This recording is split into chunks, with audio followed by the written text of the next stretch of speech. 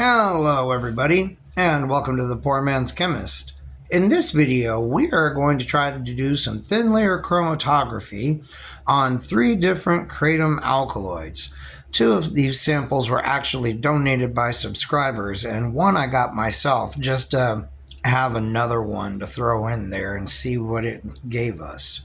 Now, I want to be very clear about one thing from the outset here, because some people seem to get funny ideas about things when we do videos like this. We are not breaking any laws.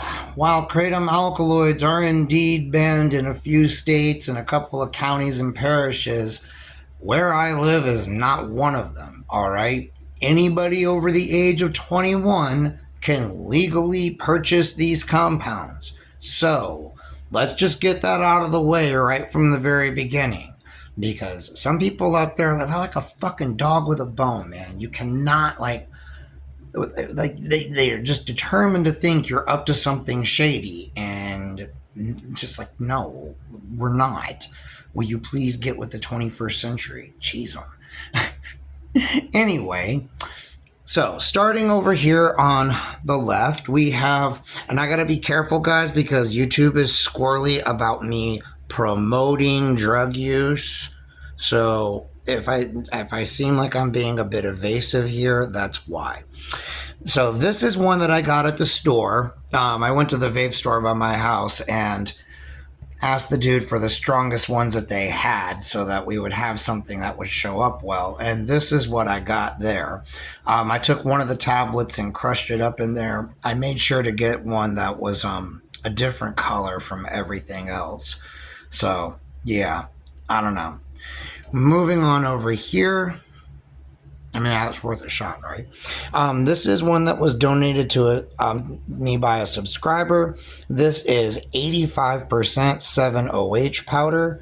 I did not save the bag, but I got the name on the screen in the subtitles. So, I mean, you guys can go and check it out. That's what this stuff is here. This is the Mitragynine, I don't know, nobody corrected my pronunciation last time, Pseudoindoxyl, that was donated by another subscriber. This product is, I saved this bag. Here, this is the brand here. And it's kind of convenient, actually. I like that they have the structure on there because it makes it fairly easy to see why I'm somewhat convinced that Ehrlich's reagent, which again I cannot say, may not actually react with this because the indole ring system has been converted into something else. That little carbon there, where it looks like, you know, the one connecting the 2 pentagons there, that is now sp3 hybridized. I'm pretty sure it was sp2 before, which means that that ring is no longer aromatic, and that ain't indole anymore. So I don't know if the reagent would react with that or not. I suspect not. I don't know. Let me know in the comments. But anyway, you can see it's supposed to be 44%, or is that 0.44%? I'm guessing that must be 0.44%. Okay, cool. Damn, I thought it was like, it might be 44. It's hard to tell, isn't it? You think if it was like 0.44, they put a 0 in front of that fucker. Yeah, it's probably 44. Anywho, again, correct me in the comments. So there we go. That's that brand. And to these subscribers that sent these things to me, you have my sincerest thanks, right? I really do appreciate it, guys. I mean, a couple of you really stepped up and helped out with this project, and I tell you what, you guys are fucking legends, man. I really, really do appreciate it. I hope they give me permission to give them credit, man, because I would very much like to. It just seems wrong to not give them credit for contributing to this. All right, I don't want this video to be as long as the last one, so let's get to it. The first order of business will be to dissolve these 3 things in methanol. Like I said, I don't want the video getting super long, so I'm not going to show that. I'm just going to go ahead and do it and prepare the solutions. I'm just going to dissolve them in 100% dry methanol and then filter out any solids that are there. The alkaloids should be soluble in methanol. I'm going to go double check and make sure that the pseudoindoxyl is. I know the 7OH is. I'll be right back. All right, everybody. So here are our three solutions. This is from the tablet. There was a lot of solid matter that didn't dissolve. I just filtered it through some glass wool, and it seemed like we got a pretty satisfactory result there. This was the 7OH powder that the subscriber sent in, and it dissolved instantly. Both of these were dissolved in methanol, just straight methanol. But this stuff here on the right, it dissolved immediately. I mean, very clean, very nice, beautiful. This is the pseudoindoxyl powder, and although it looks like there's stuff in there, I filtered it as well, and there was some stuff in here that would not come off the beaker. Like, it left a ring on the beaker that would not come off in hot water, cold water. I didn't try soapy water.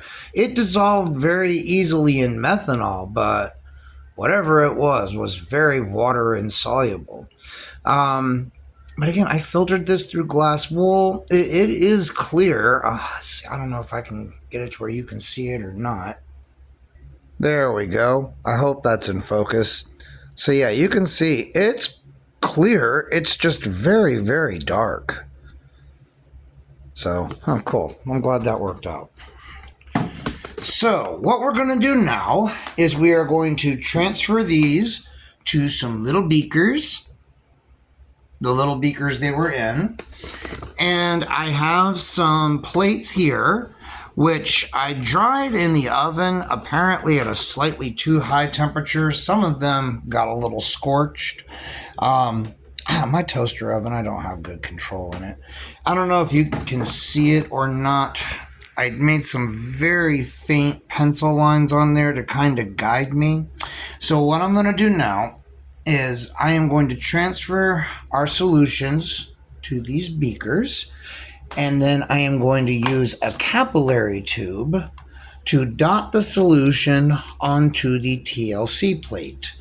And we're going to dot it. We're going to let that dry. We're going to dot it again in the same spot. We're going to let it dry. And we're going to do that a couple times so that we can get a decent spot in here for our analysis. Then I'm just going to go ahead and show you what the plan is here. We are going to come back here through the bathroom. Very nice. Actually, it's not. It's a shit shack, which we've been over before. But, yeah, there's no fan in the bathroom. So, like, if I don't put a fan to, like, blow in the shower stall, there will be mold in there.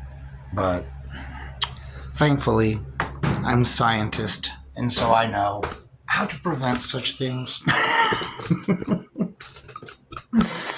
All right, so here we have our beakers that have our mobile phase in them. You can see there's just a little bit at the bottom of each one of these. We don't need very much.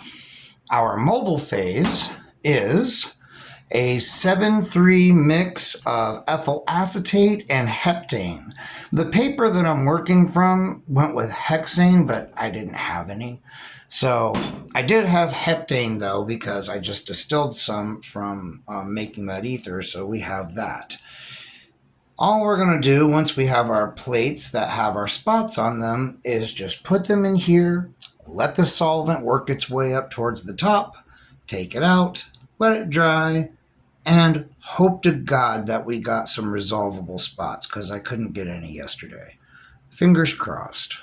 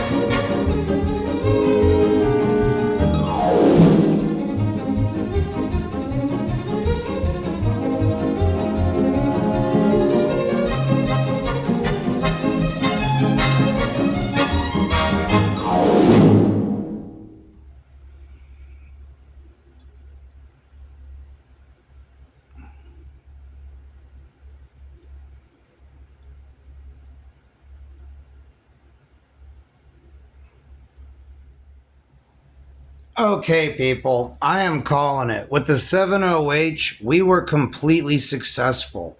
On the first set of plates that we did, I could see that we had a set of spots, this top set of spots here, that lined up pretty well.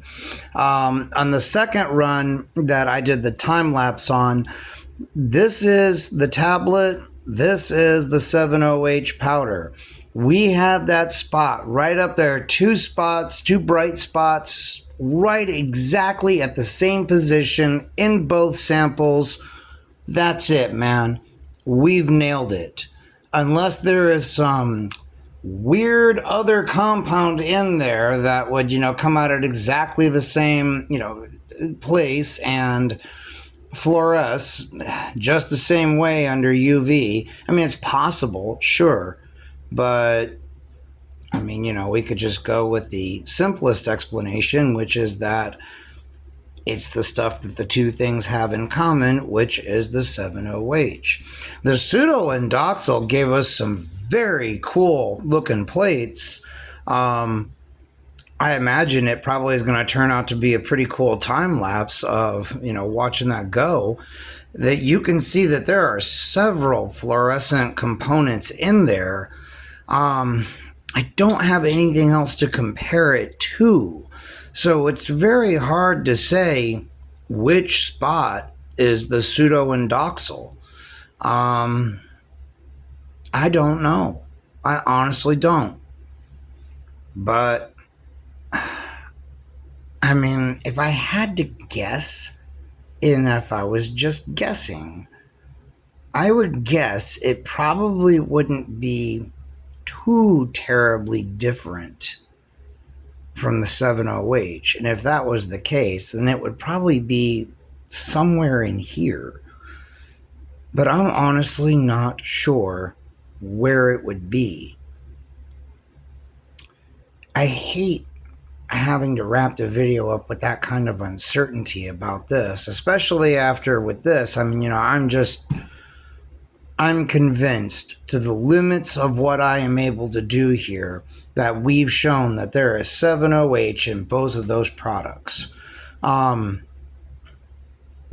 for the pseudoindoxyl, we can say that there are several components in there, but it is really hard to find information about this stuff. Even like 70H, it's fairly easy, but for this one, it's a little harder to come across stuff. So if I come up with anything else, guys, I will post it. I mean, if I come up with something truly dramatic, I'll make a short follow-up video to it. But there you go. How cool is that? I really didn't think it was going to work this well. I'm really kind of surprised that it did. Oh, that's so cool. Well, if you like this video, give it a thumbs up. And if you didn't like it, well, then what the fuck does it take to please you? Subscribe, comment, share the video, throw a few bucks my way if you enjoy this content. And until the next one, you guys, I will see you later. God damn, I really didn't think that was going to work that well. That's so cool.